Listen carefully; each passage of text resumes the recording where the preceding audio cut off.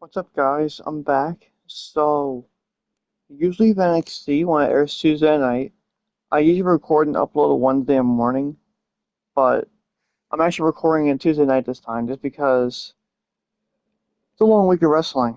We have 4 different pay-per-views this weekend. It's crazy. So, I'd rather just get this done early because we have a busy week ahead. You know what I mean? But, just, because I don't want to do this later in the week and then, be bombarded by all the other shows later in the week. I'd rather just get this one early out of the way. So I got at least a few days to recover and relax before, everything else. So, yeah. But also, I usually record Wednesday mornings for NXT, not the same night on Tuesday night. I also work Tuesdays, so if I sound really tired and kind of sluggish and out of it, I apologize. It's been a long day.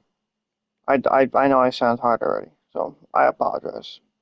If I don't sound like my energetic self, you know what? Now you know why. Um, this weekend is AEW Double or Nothing and TNA Slammiversary. But for WWE, at least, we got Night of Champions on Saturday, which I'll be reviewing with my co-host that night.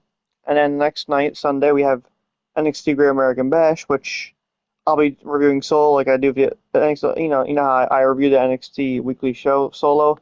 I'll be doing the same thing with their pay-per-views. And Great American Bash is one of those. So I'll be reviewing Great American Bash Sunday night, this Sunday by myself. Could try to get my brother on as a special guest if he watches with me, but we'll see. We'll see what happens. No promises. We'll see. That's really it. Um, that was my intro. It's time to get into the show. So the show opens with Tony D'Angelo, the NXT champion. He's in the back asking the NXT GM Robert Stone if Naraku has signed the contract yet. Stone says he will tonight, but he needs Tony to wait in line. Tony is looking for reassurances, and Robert just doubles down on how important Great American Bash is.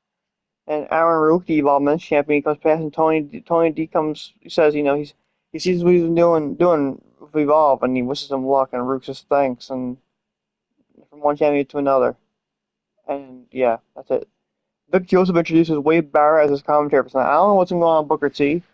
Booker T wasn't on NXT last week or this week. Last week Corey Grace filled in, and this week it was Wade Barrett. I don't know. I think everything's fine because I feel like. Sorry, excuse me. I feel like if it was like a bigger deal, him not being here, they would say it on air when it happens. I think it's fine. Maybe he's like the time off. I mean, look, he's been doing this every week for like 2 years. Maybe he wants some time off. That's all. But now the first match.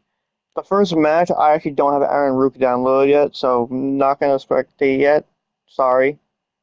So, the Evolve Men's champion Aaron Rook defends the Evolve Men's championship against Tristan Angels. That's the first match of the show right now. This is a commentary. Vic Joseph said, this is Aaron Rook's sixth defense in the reign, and it's also the second time ever that the Evolve title was defended on NXT. So, pretty cool little fun fact. Solid match. Pretty much toward the end, Tristan Angel gets dragged into the ring. It's very clearly Shiloh Hill because they've been feuding. And then, because of that distraction, Aaron Rook wins and retains the title by pinfall. That's it. Apologies again. Excuse me. I told you guys it was a long day at work. It was rough. Sorry. Um, Then we go into the parking lot. Tony D'Angelo comes in on Naraku demanding he sign the contract. Robert Stone tries to get him to hand it over. Naraku says he wants to give it to Tony personally and says, and new. And then Tony snatches it, and Stone yells at Naraku about it. Tony opens the contract, and a fireball shoots out, burning him in the face. Just like if you guys watched NXT Black and Gold like me back in the day, Karrion Kross did the same exact thing to Keith Lee. Fun fact. Fun little OG reference there. Back commercial, still in the parking lot with Medic screaming, telling a D as the ambulance comes in. Carver Stone talks to the. I swear I'm not doing this on purpose, guy, I swear. Robert Stone talks to the paramedic and makes sure a doctor is waiting. Tony says he's going to kill Naraku and they load him up and drive him up Stone looking on. That's it. Again, I'm sorry, guys, can't spectate on how these people download, but next thing is a promo. This is a face-to-face promo. Saquon Shugars, I did not think this was good on the mic. Saquon Sugars, Dion Lennox, face-to-face promo. Dion says, he already knows exactly how this goes. But Saquon, sorry, I'll read my notes. But Saquon shuts him up and says he's waiting for he's been waiting for this, and he doesn't move scared. He moved start, which is why he took his little riders out first. He doesn't act on anger. He takes his time to make sure it's just him and Dion at Great American Bash. He's been thinking about what Darkstate said about cutting him loose and been wondering if he did something wrong or let them down. But no, Dion is one moving weird, acting like a leader, and what NXT really needs is for up next Saquon Shugars to be put up in the position Dion was given. He's just an indie wrestler, maybe, but emphasis on wrestler when Dion is just another pretender. And Dion says, if you put them next to each other, who's screaming superstar? It ain't Shugars, and Darkstate was never supposed to have him in it. They brought him in, took what they needed, and after Sunday, they'll leave him in the past. Saquon says, there's no Darkstate about him. And the thing that upsets him is he loved them, and he was the glue holding them together. Cutler James can't put one foot in front of the other by him telling him where to go. And Osiris Griffin can't wipe his ass about him. Dion can't lace his boots. His tape would burn his wrist, and his jock strap wouldn't fit. Dion can't touch him, and he's gonna prove to the world why he's up next. And Dion's up never, and it don't get sweeter than that. Then Dion says, Shugars has been talking about how cool he is, how different, how he's up next. But everything about him is fake, and he's putting on a facade. He knows him. And his insecurities, but the people never saw it because they never showed it. They couldn't count on him. He disappeared moments before go time. He comes to Dion, but he can't do anything on his own without second guessing. He spent more time babysitting his Shugars than going after their goals. Dropping him was a correction. But now he's ready to set the whole world on fire. Ain't nothing gonna change. He's still his own worst enemy. The same self-conscious goofy, and that Great American Bash. He's gonna hesitate, and that's where Dion will expose him. He's already signed his name on his death warrant. On Sunday, Dion will stamp it. Solid stuff. Saquon Shugars is really good on the mic. I did not think he was that good. Sorry guys, I was in the game. The Hank and Tanker in the back doing stupid stuff. I hate them. I'm sorry. They're not entertaining to me. They're annoying. I can't stand them. Back in commercial, we get a pre-taped video package promo. Let's see. It's the North American champion Miles Bourne and Tavion Heights, and they're talking about their relationship in their NXT North American Championship match. That's the Sunday Great American Bash. Backstage, Ron Sinclair gives Tavion Heights some advice to pull himself away for a while to save the friendship. Tavion says that's easy for her to say. She's got a title. Miles has a title, and Charlie Dempsey has BirthRight. But what does he have? He walks off all angry. And Ren says he has anger issues. Kendall Gray comes in, and she and Ren's chat about their respective title matches and celebration plans. And then now we go to our next match. Let's do it. I think I expected this one. Let's do it. I know, guys. Uriah is on the game. Sorry. I don't know why Eric Rowan's here and we're him. But, yeah, this next match is a tag match. It's Hank and Tank, oh yay, versus the BirthRight Stacks and Uriah Conyers. And the rest of BirthRight are ringside. This is, sorry, Speed Men's Champion Lexus King, Arianna Grace, and Charlie Dempsey. Here you got all of them. It was an alright match. The BirthRight, I think, should have won. If you're building up a new field faction, they should win, but they didn't. Because what happened was, toward the end of the match, Matt Matthews, I never heard of, he's with Hank and Tank. At the ending, he pretty much distracts the rest of the Culling, and he headbutts Charlie Dempsey into the left groin. So Hank and Tank taking advantage, and they get the pinfall win on Stacks. And that was pretty. Then we get Charlotte Hill in the back being interviewed. He says he and Tristan Angels are far from even, and he got more anxious about the Mr. NXT pouting in any match he's had. He sincerely hopes Tristan has enjoyed the pageantry. Now that he's cleared, he'll make him regret what he did in the Great American Bash. He'll show the Angels why no one sleeps on Charlotte Hill. Looks to have been well scouted. Now we get to. I'm not gonna expect this because it was quick. It was a pre-taped video package type promo of NXT Women's Champion Lola Vice and Kendall Gray having their contract signed for their title match this Sunday at Great American Bash for the NXT Women's Championship. Lola Vice talks first. She says, Talks about starting from scratch to come here, and Ken LeGray agrees that they're two big crossover stars. Lola says it's the first time this has happened. Shayna Baszler was here before, but she was all by herself. She's got Ken LeGray figured out. Kendall says she came here as an amateur wrestler and failed the first time. She was under the bright lights, but she needs to win this time. Lola is number one for right now until Sunday. Everyone's going to find out after American Bash. Kendall signs the contract. Lola says Kendall isn't doing anything she hasn't already done, and she's got a bright future. She's going to do great things. And while she's champion, but not while she's champion. After American Bash, she'll answer all questions, retain her title, and show Kendall what it means to humble yourself the way she has so many times. At some point, they'll push the motivation further, but not until Lola is done, and she's not done yet. Lola signs the contract, and it's official. They both sign. Good stuff. Now we go to the next match. Alright guys, this match is about Lexus King versus Carver. Lexus King's the Ram star, chose UK Prosper is not in the game yet. This match is UK Prosper versus Keanu Carver. Keanu and Carver, they've been building up pretty well. I'm very high. I'm back on the NXT career so far. He's 6-1 against this match. And his only loss is the live match with Joe Henry winning the title. He hasn't even got pinned yet either. And so this match, I'm not happy about it. It's a stupid winner.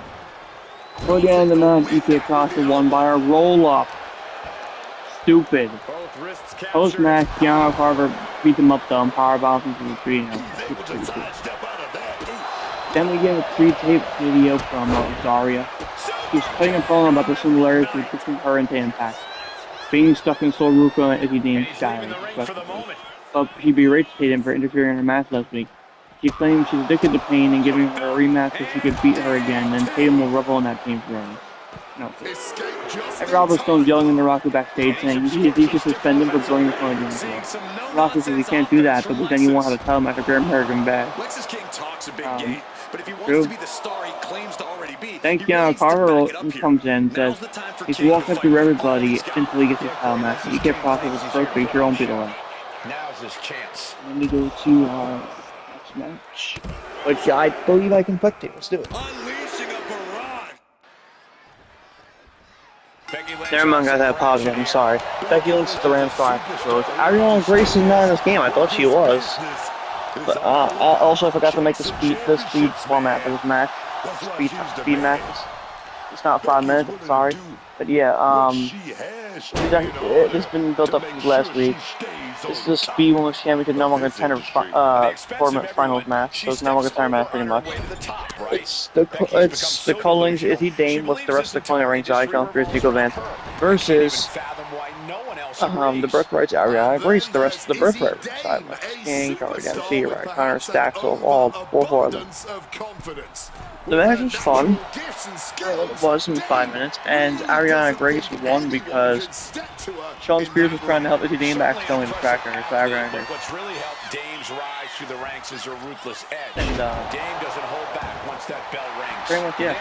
That was it. Arianna Grace is no longer there for the Speed Women's title. She will be getting her title match against Ren Sinclair for a title this Sunday at Great American Bash, for sure. Yeah. Ren Sinclair comes down to the stage, and just go down for that. Then we go backstage to Robert Stone in his office. He just got the phone with Rey Mysterio about having AAA luchadors at Great American Bash, and as far as Tony D'Angelo's health goes, probably announced by the end of it. Vanity Project come in, got some great complaints about none of them run the card. And Stone says he's gonna go watch the next tag team match, and they all do as well.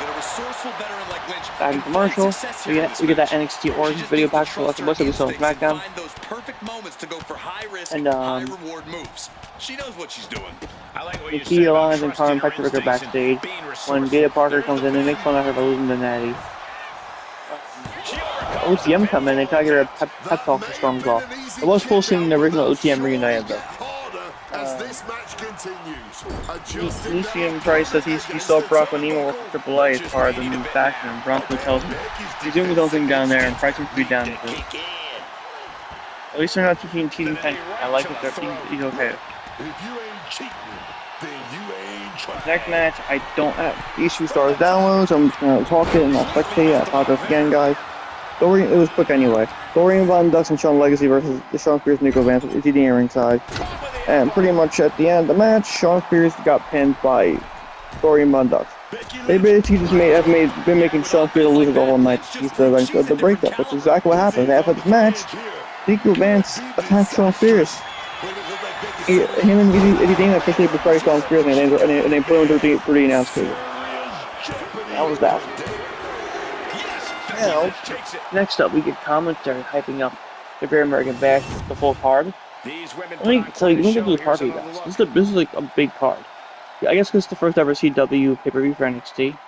I'm sorry, premium love event. So, they stacked this card up. This might be the most matches on one NXT pay-per-view card in history. They usually have like 4 or 5 matches. This is like 6 matches, I think. Let me check. It's 7 matches. Most matches on NXT premium live event card in history. It's crazy. Wow. So we got Lola Vice versus Kendall Gray for the NXT Women's Championship. We got Miles Bourne versus Tuvian Heights for the North American Championship. We got Ryan Sinclair, Arianna Grace for the Women's Speed Championship. Dion, Lennox versus Saquon Shugars. Uriah versus Tam Passy for the Women's North American Championship. Taylor Hill versus Tristan Angels, and the main event, Tony D'Angelo versus Naraku for the NXT Championship. That's a lot. That far, I'm excited. It should be a fun show. And then we go to our main event, which I have to set up now. Alright, guys. Our main event segment. Robert Stone comes out with the NXT Championship. He says Great American Bash is too big and the title match will happen. But right now he wants to bring out the man responsible for this. So Naraku comes out. He gets in Stone's face and says if there's no one to face him, he'll take the championship instead. Then Mason Rook comes out. Mason Rook says this is NXT and they fought before, so why not do it again, but this time with the title on the line. Then the Vanity Project comes out. Jackson Drake questions Mason having the fortitude to ask for a title shot after having been in NXT for all of a minute. Stone's pissing him off because he's ducking him, and does he really not want these 3 studs of Great American Bash? He needs someone to fight in the main event of Great American Bash, and they're looking at a main event star from head to toe. Then Jackson Drake calls Mason Rook a pork chop, and Mason charges out, and they fight to the floor. Naraku gets in Stone's face and says if no one to challenge him, he can just hand over the title. Stone says it was never Mason Rook or Jackson Drake that was going to face him in the first place. It was always him. And he points to the ramp. Tony D'Angelo comes out. Half his face is bandaged and bloody, and he looks really cool. Looks freaking badass. He's tough. He looks so tough with this look. He and Naraku brawl. Tony gets him up for a spine buster, and Naraku claws his injured eye and gets away. And that was it. That was the show. Fun stuff. But yeah, that was pretty much the show. I apologize. I really have no news for you guys this time either. But yeah, that was it. Fun show, and I enjoyed it. I'm tired. I need to go to bed. So I'm going to end the show here. And I'll see you guys in the next one. Peace.